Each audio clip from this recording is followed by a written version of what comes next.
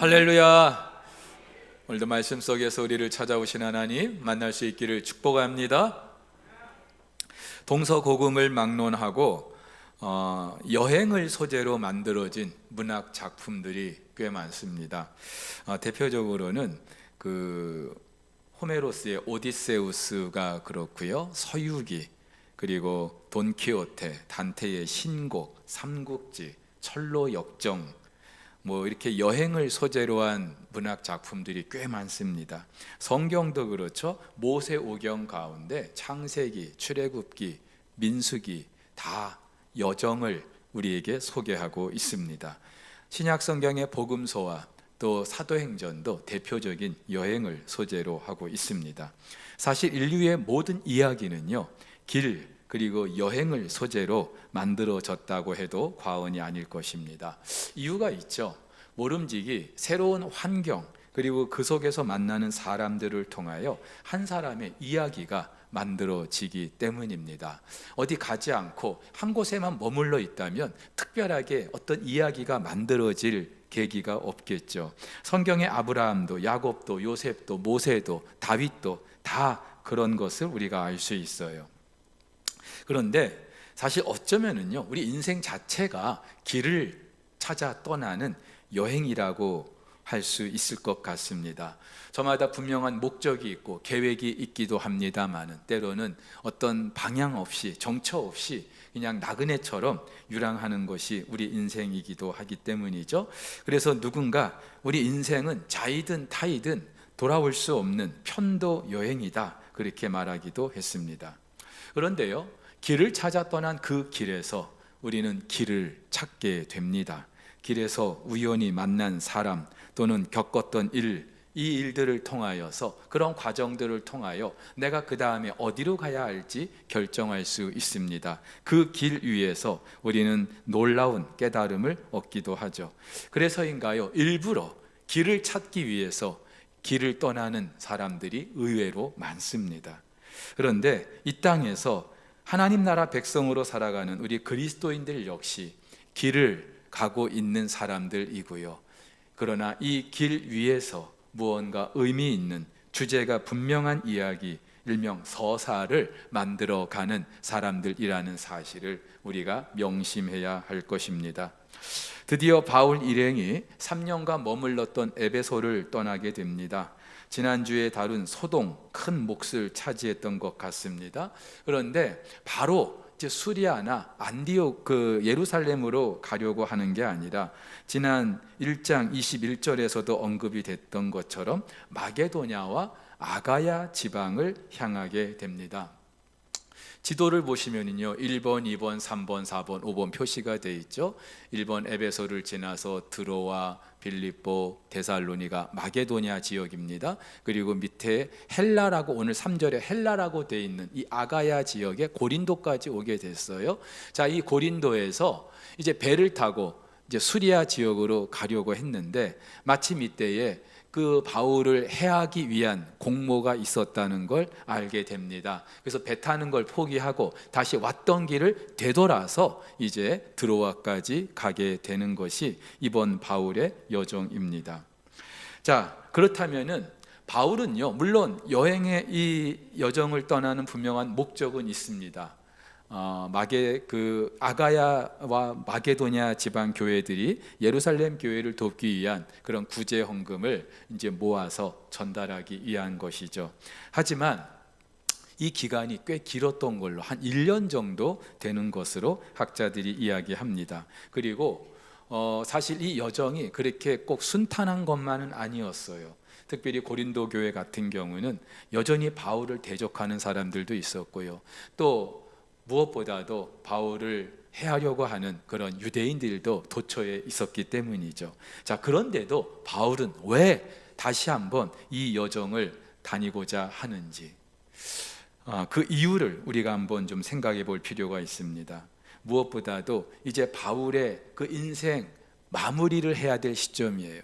사역의 이제 막바지에 이른 때인데 왜 다시 이렇게 힘겹게 마케도니아, 아가야 지방까지 가고자 하는지, 이유는 한마디로 오늘 설교의 제목과 같이 서사가 있는 그런 삶을 살기 위함인 것입니다. 분명한 삶의 이유와 목적이 바울에게는 있었기 때문이죠. 그게 무엇입니까? 오늘 몇 가지를 우리가 같이 나눌 수 있을 것 같은데요. 첫 번째는 바울은 복음을 전하기 위해서였습니다. 회심하고 나서 바울의 모든 여정은요, 복음을 전하는 것이었습니다. 지금까지 3번에 걸친 전도 여행 다 복음을 전하기 위함 때문이었죠.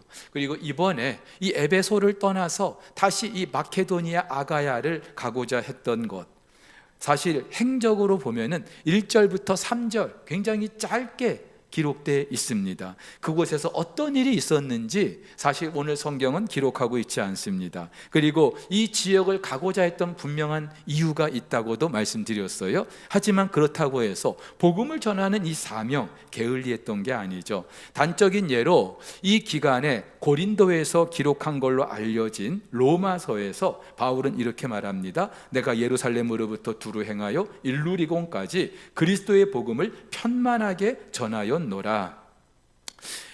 여러분, 바울은 그가 밟는 모든 그 지역을 편만하게 다니면서 복음을 전했다고 합니다.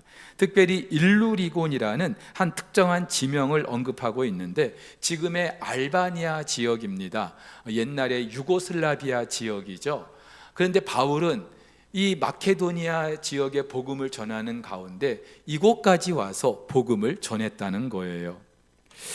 여러분, 여기서 우리가 알 수 있는 게 있습니다. 바울이 길을 떠났던 이유, 어쩌면 그의 한결같은 삶의 목적은 복음을 전하는 것이었던 것을 알 수 있죠. 그래서 오늘 20장 24절에도 바울이 이렇게 고백합니다. 내가 달려갈 길과 주 예수께 받은 사명 곧 하나님 은혜의 복음을 증언하는 일을 마치려 하면은 나의 생명조차 조금도 귀한 것으로 여기지 아니하노라. 바울의 삶을 단 한 구절로 요약할 수 있다면 바로 이 구절이 아닐까 싶습니다. 은혜의 복음을 전하는 그 삶이 바울의 삶의 가장 핵심이었던 거죠. 자, 그런데 여러분, 바울만 그런 게 아니에요. 바울이야 뭐 하나님께서 사도로 세우셨으니까 당연히 그래야지, 이게 아니고요. 이 땅의 모든 그리스도인의 삶이 이래야 하는 줄 믿습니다. 예수님께서도 땅끝까지, 너희는 땅끝까지 이르러 나의 증인이 되라고 하셨고, 바울도 때를 얻든지 못 얻든지 복음을 전하라고 했어요. 여러분, 그렇기 때문에 우리 그리스도인에게 있어서 저와 여러분들에게 주어진 그 모든 삶의 기회는요, 복음을 전하는 것이 되어야 할 거고요. 누구를 만나든지 어떤 상황에 있든지 나를 통하여 예수 그리스도가 드러나고 복음이 전해지는 그런 계기가 돼야 할 줄 믿으시기를 바랍니다. 한마디로 우리 그리스도인의 삶은 선교적 삶이 돼야 하는 거예요. 이것이 이 땅에서 우리 하나님 나라 백성으로 살아가는 이유인 줄 믿으시기를 바랍니다. 그래서 여러분들에게 좀 도전하고 싶습니다. 올해도 우리 교회 단기 선교 계획을 하고 있는데요, 여러분들 가능하면은 한번 선교지에 다녀오십시오. 더 나이 들기 전에, 더 건강 나빠지기 전에 한번 내가 그래도 선교지에 한번 좀 다녀와야 되겠다, 좀 그런 각오를 가지고, 그런 결단을 가지고 한번 실행에 옮길 수 있기를 주님의 이름으로 축복합니다. 여러분, 귀로만 듣는 것하고 직접 내가 한번 가보는 것하고는요, 천지 차이예요. 길을 떠나봐야 어떻게 살 것인지 길이 보이는 거고요. 그렇게 한 번씩 우리가 선교지를 다녀보면은, 아, 내게 허락하신 이 짧은 인생 내가 어떻게 살아야 되겠다, 하나님께서 도전을 주시고 깨달음을 주실 줄로 믿습니다. 굳이 뭐 해외가 아니라고 해도 내 삶의 모든 자리가 땅끝이라고 생각해야 돼요. 우리 가정 안에 여전히 불신 가족이 있습니까? 우리 직장 안에, 우리 여러분들이 속한 그 어떤 공동체 안에 정말로 하나님께서 복음을 전해야 될 사람들이 있다면 그곳이 바로 저와 여러분들의 땅끝이 되는 줄 믿으시기를 바랍니다. 여러분, 분명히 말씀드리는데요, 복음을 전하는 그 인생은요, 역동적일 수밖에 없어요.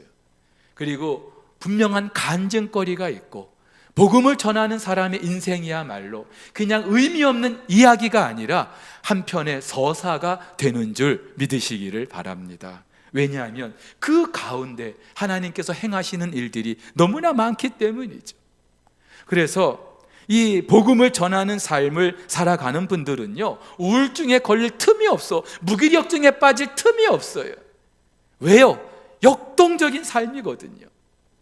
무엇보다도 하나님께서요, 우리는 뭐 복음을 전하기 위해서 이것도 필요하고 저것도 필요하고 하기 전부터 우리가 걱정합니다마는 막상 도전할 때 하나님께서 필요한 시간도 환경도 물질도 건강도 허락해 주시는 줄 믿으시기를 바랍니다.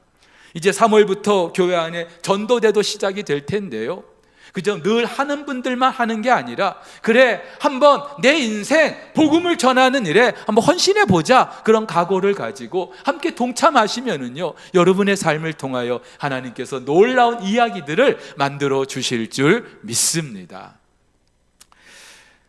또 하나, 바울의 삶에 서사가 될 수 있었던 이유, 바울은요, 교회를 세우기 위해서 이 여정을 다녔어요. 바울이 마케도니아 그리고 아가야 지역을 가고자 했던 이유, 예루살렘 교회를 돕기 위한 구제헌금 때문이었습니다. 그러나 그것은 그냥 하나의 그 이유에 불과하고, 바울이 이 지역을 다시 다니고자 했던 이유는 2차 전도 여행 때 복음을 전하고 교회를 세웠는데 이 교회들이 얼마나 지금 건강하게 잘 자라고 있는지 돌아보기 위함이었어요. 말씀드렸지만 바울은 늘 하나님의 교회가 그의 가장 궁극의 관심이었습니다.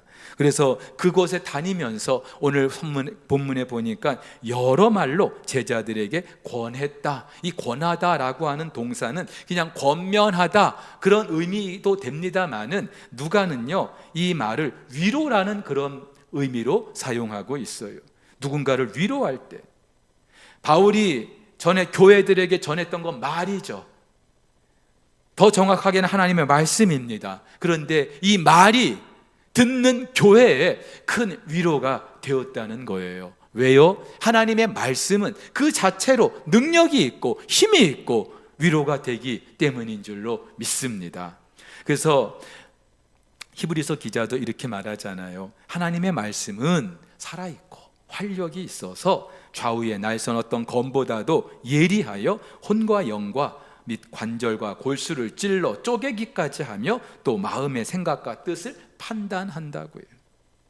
사랑하는 우리 성도 여러분, 하나님의 말씀은 저와 여러분 내면의 문제 또 육신의 그 어떤 문제도 고치고 치유하고 회복하는 그런 은혜가 있는 줄 믿으시기를 바랍니다. 실제로 우울증으로 고생하는 한 자매가 있었어요. 사는 게 의미가 없고 삶에 의욕도 없고 그러다 보니까 그저 남의 이야기로만 들렸는데 자살의 충동까지 갖게 된 거예요. 근데 그러던 어느 날 교회 우리 집사님 한 분의 소개를 받고 교회 큐티 학교 그 훈련을 이제 같이 참여하게 된 거예요. 근데 시간이 지나면서 하루 이틀 지나면서 말씀을 묵상하면서 이 자매님의 마음을 하나님이 만져주시는 거예요. 그래서 의미 없고 죽고 싶다는 그런 생각 다 사라지고 하나님께서 그 우울증을 고쳐주시고 건강을 되찾게 주신 줄 믿습니다. 살아계신 하나님께서 이 자매를 말씀으로 만나 주셨기 때문인 줄 믿습니다. 또 어떤 분은 암으로 고생하는 분이 있었어요. 그런데 이분이 설교 시간에 예배 시간에 말씀을 듣다가 갑자기 이유를 알 수 없는 뜨거운 그런 내면의 뜨거움이 이렇게 북받쳐 오르는 걸 경험하게 된 거예요. 이상하다. 그래서 이제 다음날 병원에 가서 검사를 해봤는데 그 암이 다 사라져 버린 거예요. 할렐루야. 물론 뭐 매번 이런 일이 있는 건 아니겠죠. 하지만 사모하는 분들에게 그리고 하나님이 필요하다고 생각하는 그 분들에게 오늘도 이와 같은 일들을 일어나게 하시는 줄 믿으시기를 바랍니다.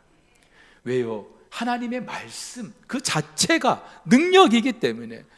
하나님이 말씀하시잖아요. 하나님의 말씀은 살아있고 활력이 있다고요. 우리의 혼과 영, 내면의 문제는 물론이고 관절과 골수, 육신의 문제까지 해결하는, 치유하는 놀라운 능력, 천지를 창조하신 하나님의 말씀이기 때문에 오늘도 여전히 저와 여러분들에게 이 말씀이 우리에게 위로가 되는 줄 믿으시기를 바랍니다. 그래서 바울은요, 그의 모든 선교 여정에 항상 이 말씀을 가르치고 강론하는 일을 빼놓질 않았어요. 에베소에서도 2년 동안 두란노 서원에서 날마다 그 땡볕에 제자들을 모아놓고 하나님의 말씀을 강론하지 않습니까? 또 멀리 떨어져 있는 그 교회들에게는요, 항상 편지를 보냈어요. 바울은 모두 13권의 편지를 기록합니다. 2차 전도 여행 중에 갈라디아서를 제일 먼저 기록하고요, 그리고 아덴에서 데살로니가 전서, 그리고 고린도에서 데살로니가 후서를 기록합니다. 3차 전도 여행 중에 에베소에서는 고린도 전서를 기록하고, 그리고 마케도니아 여정에서 고린도 후서를 기록합니다. 자, 그런데 이 고린도 전서, 고린도 후서가요, 바울이 기록한 모든 서신서 중에 분량이 제일 많아요. 그러니까 한 교회에 보낸 그 편지치고 분량이 제일 많습니다. 근데 성경에는 지금 고린도 전서, 후서 2권밖에 없는데 사실은요 4권이었어요. 고린도 전서를 보내기 전에 고린도 전전서라는 것이 있었고, 또 고린도 전서를 보내고 후서를 보내기 전 그 사이에 눈물의 편지라는 것이 또 있었습니다. 그 정도로 바울은요, 이 고린도 교회에 많은 편지를 보냈어요. 편지가 아니라 사실은 하나님의 말씀을 이들에게 권면한 것이죠. 이유가 뭘까요? 그 정도로 이 고린도 교회는 문제가 많았어요. 여러분, 실제로 고린도 전서를 우리가 읽다 보면은 매 장마다 고린도 교회 안에 그 문제들이 언급되고 있어요. 그리고 그 문제들에 대해서 바울이 어떻게 처방하는지, 심지어 이 고린도 교회 안에는 바울, 네가 무슨 사도냐? 네가 언제 예수님 만났냐? 예수님의 제자였냐? 하면서 바울의 사도권을 부정하는 사람들까지 있었어요. 그런데 바울은요, 이 모든 일에 자기의 어떤 지난날의 지식과 그런 경험이 아니라 하나님의 말씀으로 권면하고 그들을 세워가고 있습니다. 이 말씀이 그들의 어떤 아픔과 상처를 싸매고 치유하고, 또 그들 안에 있는 그 어떤 문제를 하나님께서 해결해 주시는 그런 은혜가 있게 된 거예요. 그러면서 고린도 교회만 세워진 게 아니라 바울도 함께 위로를 받았다라고 기록하고 있습니다. 그래서 여러분, 고린도 전서, 후서를 보면은 바울이 보낸 그 편지 중에 위로라는 단어가 제일 많이 기록되어 있어요. 제가 한번 조사를 해봤어요. 그랬더니 고린도 전서, 후서에 유난히 위로라는 말이 많이 언급되어 있어요. 무슨 말이에요? 바울이 전한 이 편지를 통하여서 고린도 교회가 위로를 받았고 바울도 위로를 받았다는 거죠. 여기서 우리가 알 수 있는 것이 있습니다. 살면서 저와 여러분들이 해야 할 또 하나의 중요한 일이 있다면 그것은 바로 누군가를 세우는 일이고 누군가를 위로하는 일인 줄 믿으시기를 바랍니다. 왜 아멘을 안 하세요? 다시 한번요. 우리 그리스도인들이 살면서 정말 중요하게 여겨야 할 일, 누군가를 세우고 누군가를 위로하는 일인 줄 믿으시기를 바랍니다. 이 일을 통하여서 우리는 하나님의 일을 하는 거예요. 누군가를 비방하고 끌어내리고 망하게 하는 그런 일이 아니라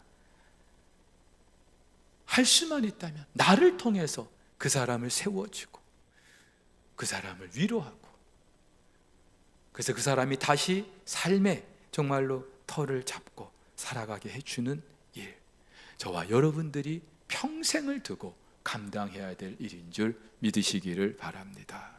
근데 바울은 말로만 위로를 했던 것이 아니에요. 그렇게 마케도니아를 거쳐서 돌아오는 길에 이제 드로아를 지나게 됐는데 이곳에서 한 2일 동안 머물게 됩니다.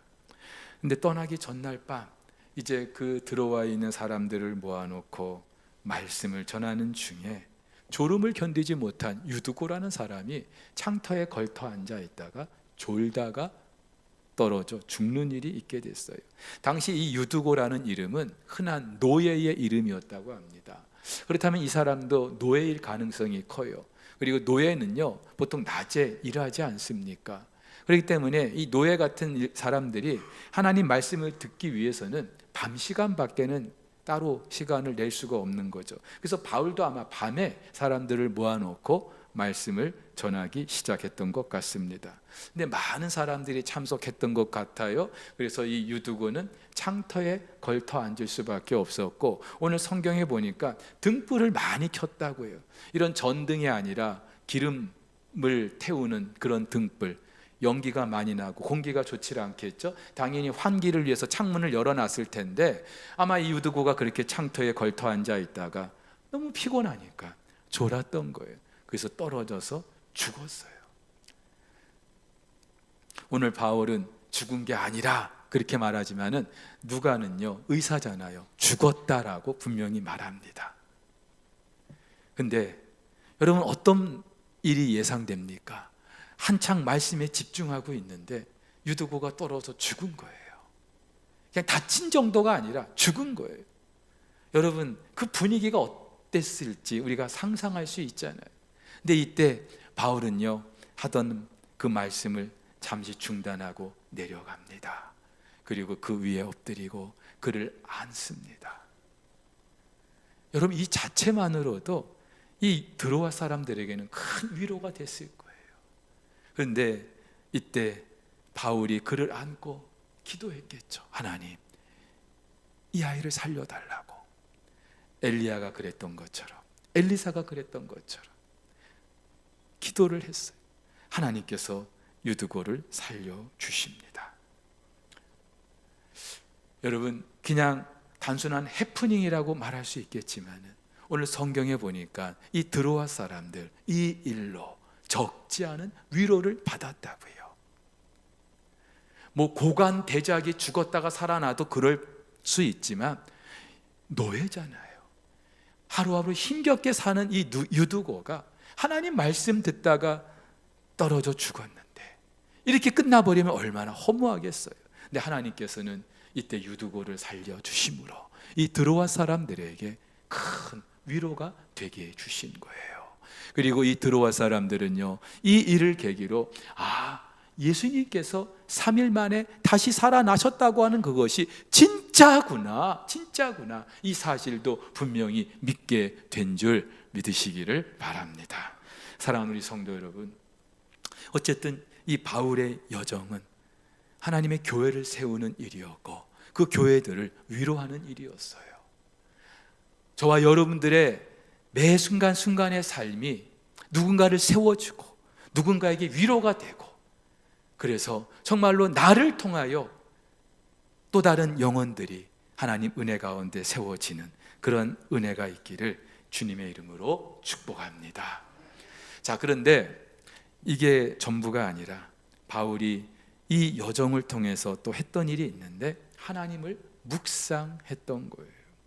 자, 그렇게 드로아에서 유두고를 살린 바울은 원래대로라면은 배를 타고 앗소라는 곳까지 가야 했습니다. 지도를 보시면 드로아에서 다른 일행은, 바울과 함께 있던 다른 일행은 배를 타고 이 앗소가 저기 성경에는, 저기 지도에는 좀 내륙으로 좀 가까이 와 있는데 사실은 해안에 붙어 있는 도시. 그러니까 이 드로아에서 배를 타고 오면은 이 앗소라는 곳까지 빨리 올 수 있겠죠. 그래서 바울과 함께 있던 일행도 그렇게 배를 타고 움직였어요. 근데 이때 바울은 이 드로아에서 앗소까지 혼자 걸어서 이동을 합니다. 드로아에서 앗소까지 약 60km 되는데 걸어가면은 한 이틀은 좋게 걸리는 거리예요. 자, 그렇다면 왜 바울은 혼자 걸어서 가려고 한 걸까요? 오늘 성경에는 정확한 그 이유를 말하고 있지 않아요. 하지만 우리가 한 가지 추측은 해볼 수 있습니다. 걸으면서, 그것도 혼자 걸으면서 바울은 하나님을 더 깊이 묵상하고 생각했을 거예요. 지나간 자신의 일들을, 또 여정을 되돌아보면서 앞으로 있게 될 일들을 생각하면서 기도했을 거예요. 지금 바울은요, 예루살렘으로 가려고 합니다. 바울의 고향과 같은 곳이죠. 더군다나 지금 이방 교회들이 이 예루살렘 교회를 돕기 위해서 헌금을 모아줬어요. 어떤 마음일까요? 하루라도 빨리 가서 이 헌금을 전해주고 싶은 마음이었을 거예요. 그래서 오늘 성경에 보면은 실제로 바울이 에베소를 지나쳐요. 드로아에서 아소까지 왔는데 웬만하면 에베소도 한번 걷지만 한데 그냥 바로 배 타고 이동합니다. 그만큼 예루살렘에 빨리 가야 했기 때문에. 근데요, 그렇다고 바울의 마음이 설렜느냐? 그건 또 아닐 거예요. 왜냐하면은 지금 이 예루살렘에는요, 바울이 오기만을 기다리는 사람들이 있었거든요. 환영하기 위해서가 아니라 죽이기 위해서, 바울을 대적하기 위해서 벼르고 있는 사람들이 있었어요. 오늘 22절 우리가 읽진 않았습니다만 22절 이하에서 성령께서도 말씀하셔요. 너 예루살렘에 가면 환난과 결박이 너를 기다리고 있다. 바울의 발걸음이 어땠을까요? 마냥 가볍기만 했을까요? 설레기만 했을까요? 그렇지 않았을 거예요. 어쩌면 가고 싶지 않은 길일 수 있었을 거예요. 하지만 가야만 했어요. 마치 예수님께서 이제 마지막 십자가를 지기 위해서 그 예루살렘을 향하여 한 걸음 한 걸음 내디뎠던 그때의 상황과 같다고 말할 수 있겠죠. 여러분, 바울은 그렇다면 왜 걸어서 가고자 했던 걸까요? 지금 자기가 가고자 하는 그 예루살렘, 그곳에서 있을 일들을 생각하면서, 그리고 지나온 자신의 그 삶의 여정을 돌아보면서 많은 묵상을 할 수 있었겠죠. 그리고 또 하나님의 도우심을 구할 수 있었겠죠. 어쩌면 바울이 자발적으로 자기를 격리한 그런 시간이라고도 말할 수 있습니다. 여러분, 우리 가운데도 이렇게 자발적으로 사람들과 떨어져서 격리한 그런 시간을 보내는 분들이 있어요.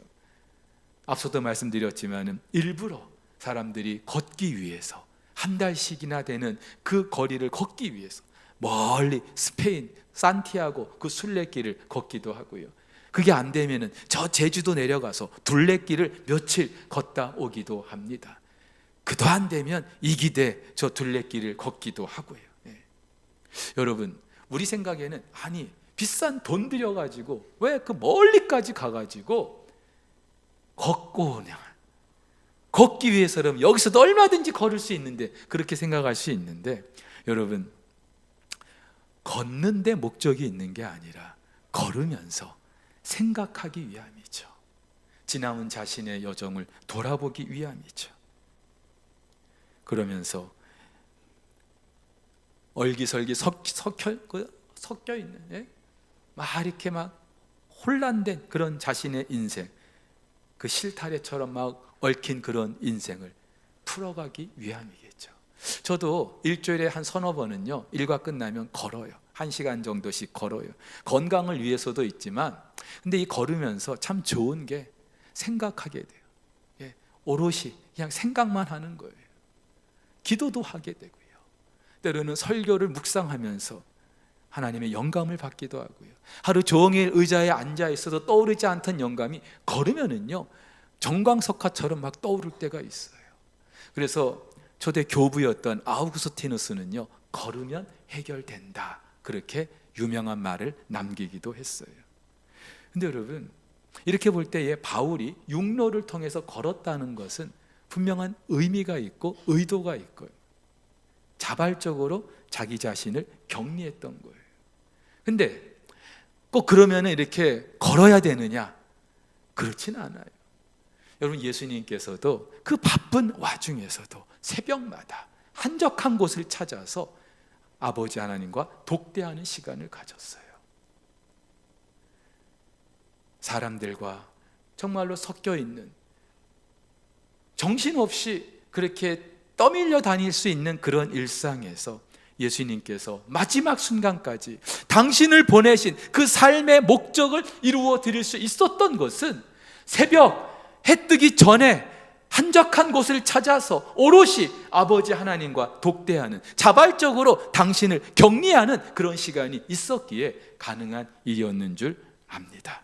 그래서 필립 얀시라는 분은 예수님의 이런 기도를 이렇게 말해요. 주님에게 기도는 무기력하게 울부짖는 군중들로부터 한 발 물러서서 전열을 가다듬는 피난처였다. 전열을 가다듬는 피난처였고, 악과 고통이 없는 영원한 하나님 나라를 바라보는 통로이기도 했다. 저와 여러분들의 기도가, 저와 여러분들의 삶이 그래야 하는 줄 믿습니다. 오늘 설교 제목이 좀 어려울 수 있어요. 서사가 있는 그리스도인, 서사가 뭐야? 그럴 수 있어요. 근데 여러분, 이야기, 이 서사와 비교되는 게 이야기죠. 스토리. 그냥 어떤 일의 줄거리를 말합니다.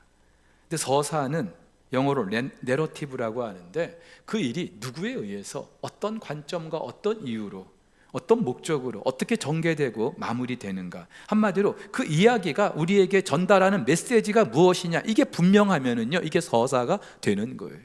최문식이 언제 어디서 나서 누구랑 결혼해서 언제 어디서 죽었다, 그냥 그 있는 사실만 이야기하면은요, 그냥 스토리에 불과한 거예요. 그런데 최문식이라는 사람이 그렇게 인생을 살면서 무엇을 위해서 어떻게 살았는지, 그것을 이야기하면은요, 이게 서사가 되는 것이죠. 이 땅의 모든 사람들은 저마다의 이야기가 있어요. 여러분들이 지금까지 살아온 그런 삶의 날들을 돌이켜보면은 여러분들이 살았던 그 순간순간 파편 같은 이야기들이 있습니다. 그런데 그냥 그 이야기가 파편으로만 끝나고 사라져 버리면은 우리의 인생은요, 아무런 의미가 없어요.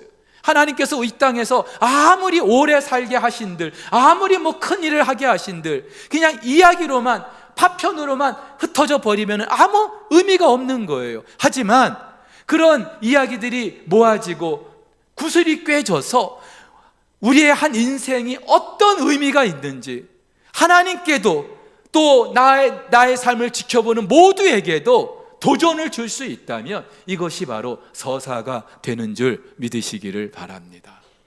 내가 죽었을 때 내 장례식장, 내 빈소 앞에서, 내 영정 앞에서, 이 사람 어떻게 삶을 살다가 갔다라고 그 조문객들에게 뚜렷이 각인이 될 수 있다면 서사가 있는 그런 삶을 사는 것이죠.